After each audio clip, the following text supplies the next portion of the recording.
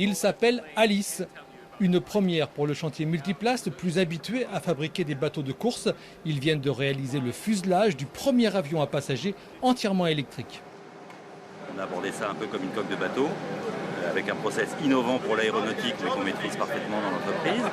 Et ensuite, on a accompagné notre client pour tout ce qui était assemblage de l'avion. Donc on a réceptionné et monté les ailes qui venaient de Singapour, l'empennage qui venait d'Angleterre, les moteurs qui venaient d'Allemagne, avec des techniciens de toutes les entreprises qui sont venus assister, aider au câblage, à toute la partie mécanique de cet avion.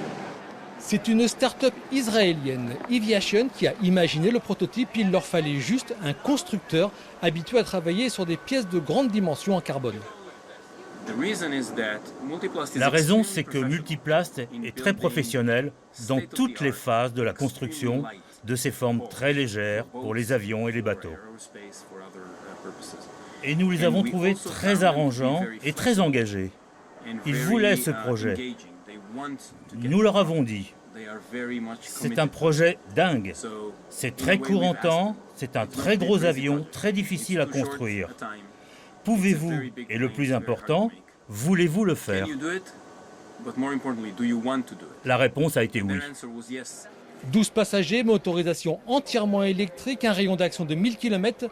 Le prototype devrait effectuer ses premiers vols à la fin de l'année. Les premiers appareils vont être faits à Vannes et on va accompagner Eviation pour réfléchir à l'usine qui fabriquera les avions en série, soit à Vannes, soit aux États-Unis. On a différentes options, mais en tout cas, on choisira la meilleure option pour satisfaire les clients, et les premières compagnies sont américaines aujourd'hui. Une compagnie du Massachusetts a d'ailleurs officialisé la précommande de 10 appareils. Il faut environ 2 ans pour que Alice obtienne l'autorisation d'emmener des passagers.